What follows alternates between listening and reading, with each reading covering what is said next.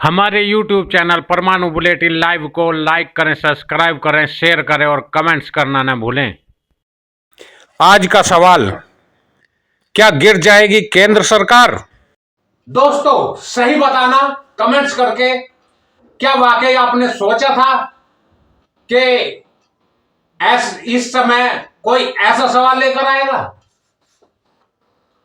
चलो आज बता देते हैं दोस्तों। अगर सरकार गिरती है तो जितने भी बैसाखी पर जितने भी प्रदेशों में बैसाखी पर भाजपा की सरकार खड़ी हुई है वो सारी सरकारें गिर जाएंगी।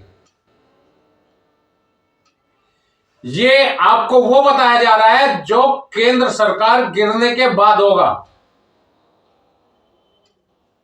और अगर वो सारी सरकारें गिर जाती हैं तो आप जानते हैं कि जो इलेक्शन कमिश्नर है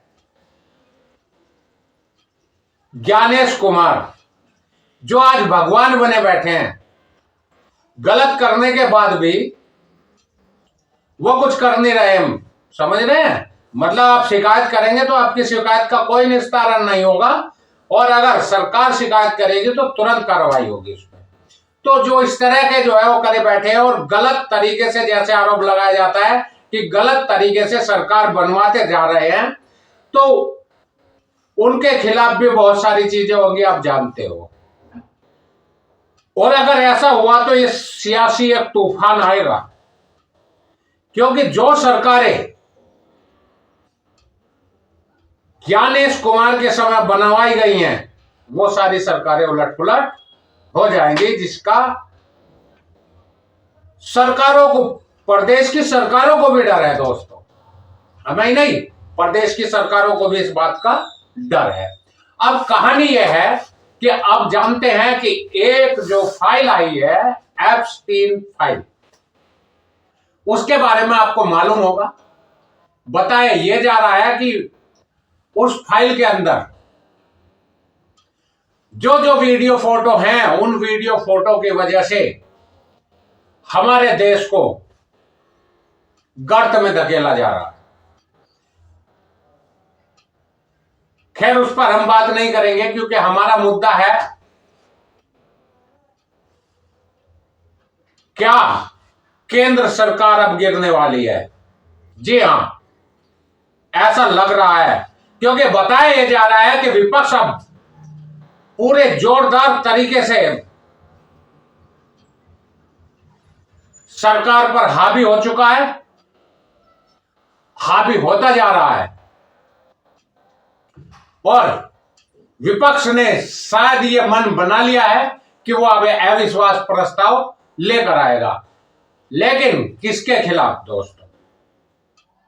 समझने वाली बात यह है कि विपक्ष किसके खिलाफ अविश्वास प्रस्ताव ला रहा है। वो सरकार के खिलाफ नहीं ला रहा है, प्रधानमंत्री जी के खिलाफ नहीं ला रहा है। बताया जा रहा है कि लोकसभा स्पीकर ओम बिरला के खिलाफ विपक्ष अविश्वास प्रस्ताव लेकर आएगा और बहुत जल्दी उस पर जो है चर्चा होगी, क्योंकि सत्र खत्म होने के बाद जो है कि बताया यह जाता है अविश्वास प्रस्ताव 15 दिन पहले नोटिस दिया जाता है और 15 दिन बाद जो है फिर उस पर बहस होती है, और उसमें बहुत सारी चीजें, क्यों अविश्वास प्रस्ताव आया, कौन कौन सी चीजों के लिए जो है विपक्ष को रोका गया बोलने से, वो सारी चीजें उसमें बहस में होंगी। और उसके बाद क्या होगा कि लोकसभा स्पीकर ओम बिरला का इस्तीफा हो जाएगा। ये कयास लगाए जा रहे हैं, और अगर ऐसा होता है तो ऑटोमेटिक, क्योंकि बहुमत सिद्ध करने के लिए 272 सांसदों की जरूरत होगी। लोकसभा स्पीकर बनाए रखने के लिए ओम बिरला को 272 सांसदों की जरूरत होगी, जबकि बताया जा रहा है, बताया कि ये जो भारतीय जनता पार्टी की सरकार है इसके पास अभी जो है कुल मिलाकर 240 सांसद हैं। और चंद्रबाबू नायडू जिसके पास 16 सांसद हैं,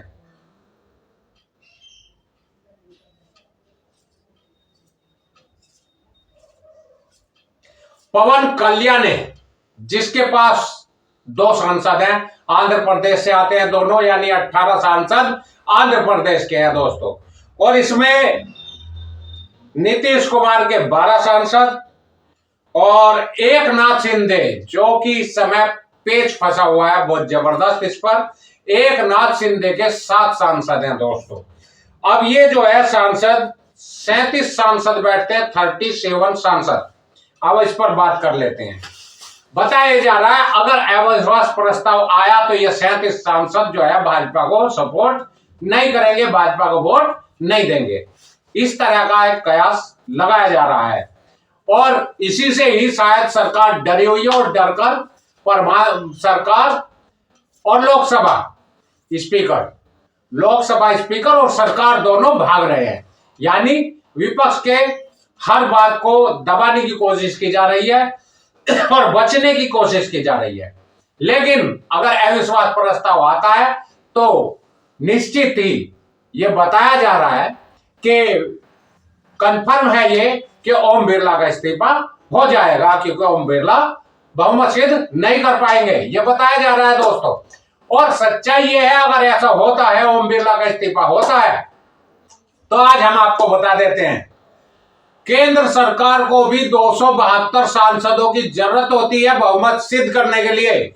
और जब भारतीय जनता पार्टी के पास 272 बार सांसद अपना लोकसभा का स्पीकर बचाने के लिए नहीं है, तो सरकार बचाने के लिए कैसा वोट करेंगे जो है इतने सांसद। इसलिए यही लग रहा है कि इस समय सरकार अगर अविश्वास प्रस्ताव आया तो गिर जाएगी। और अगर सरकार गिरती है तो आप जानते ही हैं हर प्रदेश में क्या स्थिति है, और सभी प्रदेशों में लगभग सरकार गिर जाएंगी। बहुत कुछ उलट पुलट होने जा रहा है, ये हम आपको इसलिए बता रहे हैं क्योंकि आप अभी से ही अपने माइंड को सेट कर लें कि ऐसा अगर होता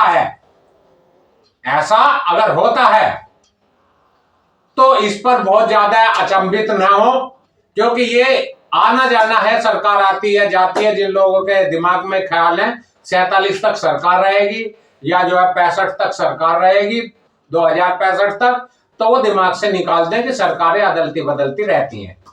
ठीक है, इससे कोई बहुत बड़ी बात नहीं है। आज सरकार है, कल को गिर जाएगी, तो ये सब चलता रहता है। इसका हम आपको वो बता देते हैं। एकनाथ शिंदे, महाराष्ट्र में एकनाथ शिंदे की बात कर लेते हैं। एकनाथ शिंदे के पास में 7 सांसद है दोस्तों, जिनमें अभी क्या हुआ है कि मुंबई में पार्षद के चुनाव हुए और वहां पर मेयर बनाने के लिए जो भागदौड़ हो रही है वो भाजपा और एकनाथ शिंदे के बीच हो रही है। एकनाथ शिंदे बिल्कुल भी तैयार नहीं है कि भाजपा का मेयर बने उसके लिए, क्योंकि एकनाथ शिंदे कह रहे हैं कि मेयर मेरा बनेगा। क्यों? इसकी वजह भी है, क्योंकि पार्षद जो है वो सबसे ज्यादा शिंदे के हैं। एकनाथ शिंदे के पार्षद 53, भारतीय जनता पार्टी के 50, इस तरह से सांसद हैं और वो पार्षद हैं। और पार्षद जिसके ज्यादा है उसको मुख्य भूमि में रहना चाहिए, समझ रहे? यानी मेयर उसका होना चाहिए जिसके पार्षद ज्यादा है। और इसी वजह से जो है एकनाथ शिंदे इस बात पर अड़े हुए हैं कि मेयर हमारा होना चाहिए। दूसरी बात दोस्तों, ये तो केवल मेयर की बात है, उन्होंने जो है एक नया गेम और खेला है एकनाथ शिंदे ने। उन्होंने कहा नहीं है, मतलब तैयारी की हुई है कि अगर मेयर जो है एकनाथ शिंदे का बनता है तो वो महिला मेयर बनाएंगे, महिला मेयर। समझ रहे हैं दोस्तों? यानी महिला के पीछे खड़े होकर गेम खेलेंगे एकनाथ शिंदे। और अगर भारतीय जनता पार्टी उनके मेयर को बनाने से इंकार कर दे तो दोस्तों बताया यह जा रहा है कि एकनाथ शिंदे भारतीय जनता पार्टी से अपना संबंध तोड़ लेंगे। और उनके विधायक, उनके जो सांसद हैं, सब सरकार से अलग हट जाएंगे और अलग हटने पर 7 सांसद अलग हो जाएंगे। क्योंकि एकनाथ शिंदे ने अपना मेयर बनाने के लिए उद्धव ठाकरे से भी बात की हुई है, यानी दोनों पालों में वो गेम खेल रहे हैं और इस वजह से वो अपना जो है मेयर बनाने के लिए अड़े हुए हैं। क्योंकि अगर वो उधर आते हैं तो भी उनके मेयर बन जाता है। अब समझने वाली बात यह है दोस्तों कि भारतीय जनता पार्टी एकनाथ शिंदे के सामने झुकती है या फिर जो है एकनाथ शिंदे को साइड कर देती है, और साइड करती है तो 7 सांसद दोस्तों, कितने? 7 कम हो जाते हैं। भारतीय जनता पार्टी यानी एनडीए गठबंधन, भारतीय जनता पार्टी नहीं, भारतीय जनता पार्टी सरकार में नहीं है, ये दिमाग से उतार देना दोस्तों। अगर सरकार में कोई है तो वो एनडीए गठबंधन है, जिसमें कई सारी पार्टियां मिलकर गठबंधन बना है, उसको कहते हैं एनडीए गठबंधन। अब इसमें आपको बता दें कि एकनाथ शिंदे के 7 सांसद शामिल हैं, तब केंद्र में सरकार बनी हुई है। अब अगर ये 7 सांसद हटा देते हैं तो सरकार के पास इस समय, एनडीए सरकार के पास टोटल 293 सांसद हैं दोस्तों। एनडीए सरकार के पास इस समय कुल 293 सांसद हैं, जिनमें से 240 सांसद भारतीय जनता पार्टी के हैं। अब 7 सांसद, अगर 293 में से 7 सांसद चले जाते हैं, कितने कम हो गए? यानी कि ये कम हो गए, 286 रह गए। 286 और 7, 293, 86 टू 86 रह गए, बचे शिंदे के बाद। अब चंद्रबाबू नायडू, क्योंकि बजट में चंद्रबाबू नायडू ने जो कहा था, जो उसने गठबंधन के समय अपनी डिमांड रखी थी, उनकी डिमांड पूरी नहीं हुई है। वो जो है अपने प्रदेश के लिए एक बड़ा बजट चाहते थे, और वो बजट इस बजट में भी, यानी वो इस बजट में भी नहीं मिला है उनको। विकास के लिए उन्होंने बहुत बड़ी एक डिमांड की थी, वो इनको नहीं मिला है इस बजट में भी। और अगर भारतीय जनता पार्टी सरकार यानी एनडीए सरकार ये कहती है कि हम आपको जो है अगले बजट में दे देंगे, तो आप समझिए क्या अगले बजट में जब अब नहीं मिला, इससे पहले नहीं मिला, तो क्या अगले बजट में उम्मीद है कि उनको जितना उन्होंने मांगा उतना पैकेज मिलेगा? नहीं उम्मीद है, क्योंकि वो इस बात को पहले से ही कहते आ रहे हैं कि हमको आपने जो है वो नहीं दिया, पैकेज नहीं दिया, जो हमने बात की थी, आपने हमारी जो है बातों की अवहेलना की है, आपने हमारे जो वादे थे वो तोड़ दिए हैं। तो इसको लेकर वो खासे नाराज है और चुप हैं, केवल समय का इंतजार कर रहे हैं। और चंद्रबाबू नायडू के आप जानते हैं 16 सांसद हैं, जिनमें से 16 उसके हैं और 2 और आंध्र प्रदेश से आते हैं, जो बताए जा रहे हैं पवन कल्याण जी के हैं। 2 सांसद उनके हैं, तो ये कुल मिलाकर आंध्र प्रदेश से 18 सांसद आते हैं। 18 सांसद ये वापसी हो जाते हैं, तो कितने हो गए दोस्तों? 286 में से 18 यानी 18 कम कर दिए जाएं तो कितने बचते हैं दोस्तों? ये बचते हैं 268, लगभग 268 बचेंगे।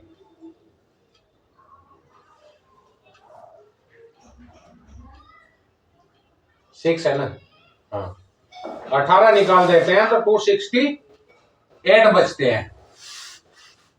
अब दोस्तों इनमें से कुल मिलाकर सांसद जो हैं, नीतीश के पास 12 सांसद हैं। आप जानते हैं नीतीश बार बार उल्टी सीधी बात करते रहते हैं। समय समय पर ऐसी ऐसी बातें करते हैं कि ऐसा लगता है कि ये अभी गठबंधन तोड़ देंगे। और यही वजह है कि इस तरह के प्रेशर की वजह से ही उनको दोबारा से मुख्यमंत्री बनाया गया है। और अगर वो भी गठबंधन तोड़ते हैं इस सारे सिस्टम को देखकर, तो दोस्तों क्योंकि सरकार तो यहीं गिर जा रही है, सरकार को चाहिए 72 और बचते हैं 68, तो सरकार गिर जा रही है। और सरकार अगर गिर जा रही है तो दोस्तों अब आपको समझना यह है कि 12 सांसद जो है नीतीश के हैं, ये भी अगर अलग चले जाते हैं तो सरकार तो बहुत बड़े गफलत में आ गई, सरकार का बहुमत खत्म हो गया। क्योंकि नीतीश कुमार जी भी अपने प्रदेश के लिए विशेष पैकेज नहीं ले पाए, समझ रहे हैं। जैसे कि वो पहले पैकेज की बात कर रहे थे, सब कुछ कर रहे थे, लेकिन आज तक कोई पैकेज नहीं मिल पाया उनको, और ना वो अलग से अपने स्टेट को अलग से कोई उसकी पहचान बना पाए। वही पुराना ढर्रा पुराना राग 20 साल से लगभग एनडीए सरकार के साथ मिलकर, यानी भारतीय जनता पार्टी सरकार के साथ मिलकर उन्होंने सरकार बनाई है, चलाई है, चला रहे हैं। लेकिन आज तक वो विशेष प्रदेश का दर्जा हासिल नहीं कर पाए और ना कोई विशेष पैकेज ले पाए हैं, जो वहां पर कोई बड़े उद्योग लगाए जाएं, जो वहां पर कुछ ऐसी चीजें करी जाए जिससे कि वहां के जो लोगों की जो आर्थिक स्थितियां हैं उनमें सुधार हो। तो दोस्तों उससे भी जनता भी नाराज है और वो खुद भी नाराज है। और इस नाराजगी को, क्योंकि वो अभी चुप हैं, इस नाराजगी को हो सकता है कि जिस समय अविश्वास प्रस्ताव आए वो उस समय भुनाए और वो जो है इंडिया सरकार के साथ चले जाए, इंडिया गठबंधन के साथ चले जाए, यानी महागठबंधन। और अगर ऐसा होता है तो कुल मिलाकर 37 सांसद दोस्तों, 37 सांसद भारतीय जनता पार्टी सरकार को छोड़ देंगे। और 37 सांसद अगर सरकार को छोड़ते हैं तो सरकार के पास बचते कितने हैं? 93 कुल हैं, कुल मिलाकर 93 हैं। 93 में से 37 निकाल दिए जाए, यानी 293।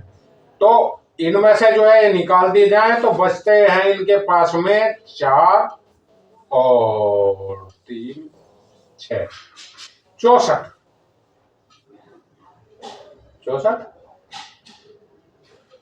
नहीं 54 55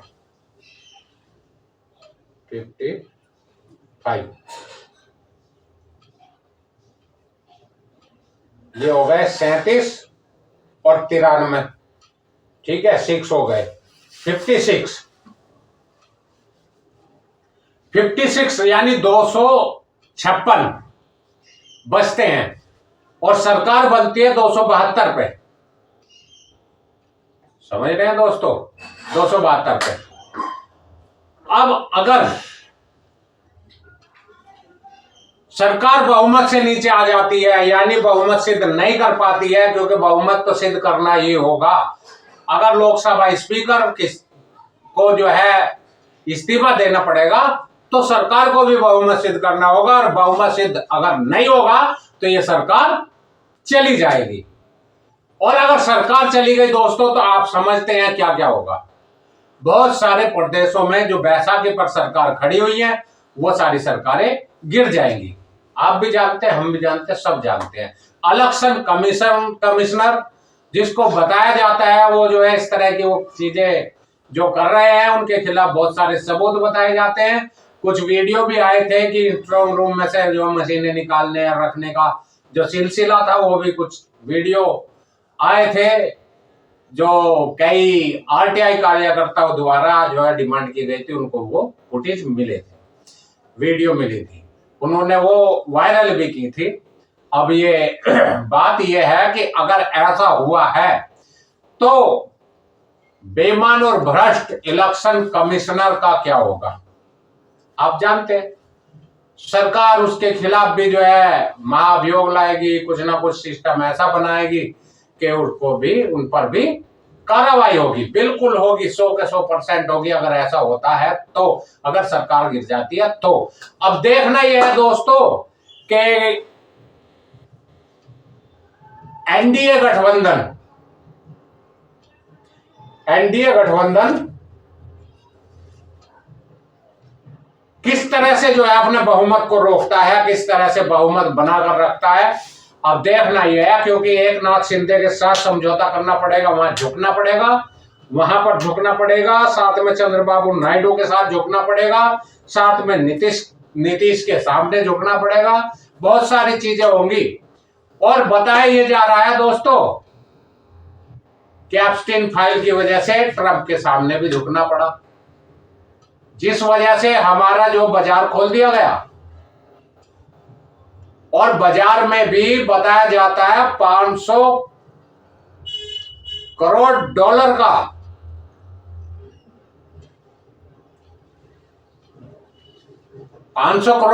का माल खरीदेगा भारत, ये बताया जा रहा है।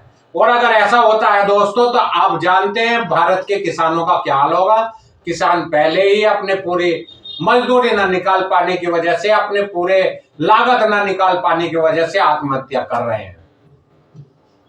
और अगर बाजार में बाहर से कृषि का सामान आता है, समझ रहे हैं, आलू, गोभी, टमाटर, मटर, ये फलाना ढिगड़ा सारी चीजें खाने की, बाजार में जो साग सब्जी वगैरह, दाल दलहन सब अगर विदेश से आती हैं तो हमारे यहां का किसान समाप्त हो जाएगा, क्योंकि उनको लागत अभी भी पूरी नहीं हो पा रही है, तो आगे कैसे पूरी होगी, समझ रहे हैं दोस्तों। और जब माल बाजार में काफी होगा तो उसको बेचने की भी ज्यादा रहेगी, कोई कम रेट में बेचेगा, कोई और कम में बेचेगा, तो उसमें किसान पिस जाएगा, खत्म हो जाएगा। ये एक इसका इफेक्ट होगा। और आपको एक चीज और बता दूं, जल्दी ही होने जा रहा है, 12 तारीख से किसान आंदोलन करने जा रहे हैं।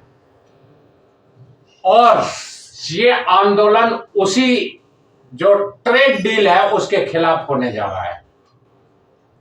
अब देखो क्या होता है, लेकिन हम आपको बता देते हैं कि सरकार गिरने जा रही है, ये चर्चाएं शुरू हो चुकी हैं और जल्दी में ही ये आपको दिखाई देगा। इस तरह की बातें की जा रही हैं। अगली वीडियो में हम फिर हाजिर होंगे दोस्तों, नई वीडियो, नए मुद्दे और नए बातों के साथ। नमस्कार दोस्तों। जिन भाइयों ने हमारे YouTube चैनल परमाणु बुलेटिन लाइव सब्सक्राइब नहीं किया वो सब्सक्राइब कर ले, हमारी वीडियो को ज़्यादा से ज़्यादा शेयर करें, लाइक करें और कमेंट्स करना न भूलें दोस्तों। और जो भाई हमसे संपर्क करना चाहते हैं वो हमारे 8535096918 मोबाइल नंबर पर कॉल कर सकते हैं। आप इस नंबर पर हमें अपनी समस्या भी बता सकते हैं।